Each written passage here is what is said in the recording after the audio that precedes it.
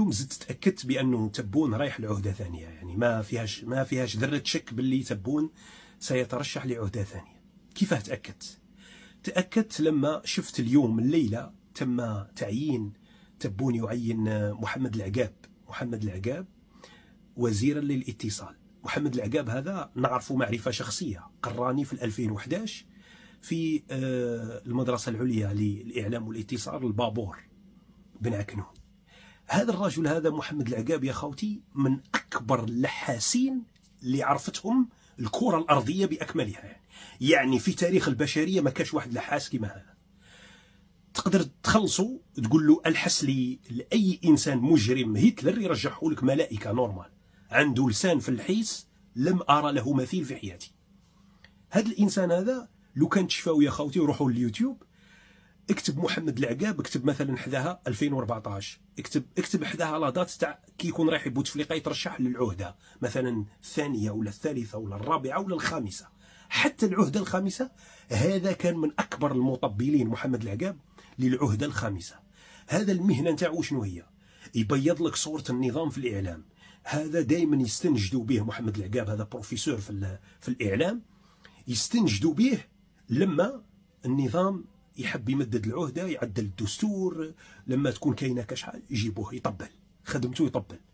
تبون زاد هذا اللحاس هذا، تبون زاد طلع له في الكراد. واش داروا وزير اتصال. علاش؟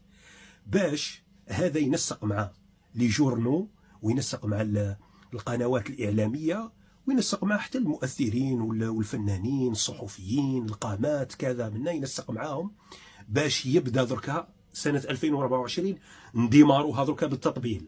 درك يبدا التطبيل تاع الصح. يعني هذا السيد هذا الان دركا راهو يملك سلطه السمع البصري، يعني القنوات كاع تحت يده.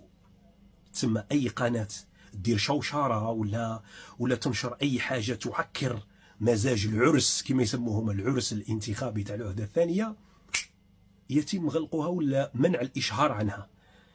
هذا السيد هذا ديجا القنوات يعرفوه، الصحفيين في الجزائر كاع يعرفوه باللي هذا طبال. يتسمى ديجا القنوات ديجا غير شافوا هذا السيد هذا درك وحدهم يبداو كاع يشراو درابك، دركا كاع شراو درابك باسكو فهموا المقصود واش معناتها تبون رايح لعهده ثانيه وهذا راه جاي يطبل. افسحوا المجال. يعني خوتي لعبك الكارثه الكارثه الاكبر والراهي انه كاين بعض الناس نشروا قال لك صحفي ما شاء الله اول مره يتم تعيين واحد في عمره 54 سنه، يعني هكذا خير وكذا وبروفيسور في الاعلام. الناس ما يفهموا والو، ناس والله ما يفهموا حاجه.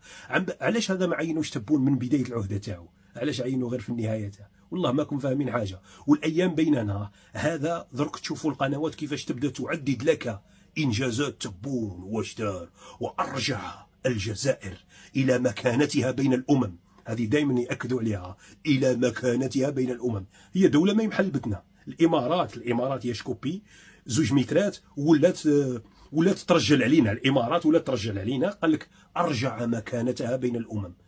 كما حكيت لكم على الفيزا، و58% من طلبات الفيزا للدول مرفوضه، يعني وكاننا في حرب ولا شغل احنا سوريا ولا 58% من الشعب الجزائري مرفوض الفيزا. ارجع مكانتها بين الامم وداروا فعلوا منا. والانجازات درك يبداو يعددوا لك في انجازات بوتفليقه ينسبوها لتبون، وقد دشن وفعل وكذا ومنا. هما ذوك اللي اصطاد الجامع منا هذوك كاع تاع بوتفليقه. على بالك والله يا خوتي فراغ الساحه السياسيه، نظام شمولي ديكتاتوري بأتم معنى الكلمه. والله يرجعوها مملكه. تخيل نتايا ما كان حتى واحد لحد الان عنده طموح في رئاسه الجمهوريه ولا راهو منافس لتبون، ولا ساحه فارغه تصفر. كاش واحد راهو يهضر على الرئاسيات في الجزائر؟ ولا واحد. تبون وحده هو الامبراطور، هو الملك المقدس قدس الله سره.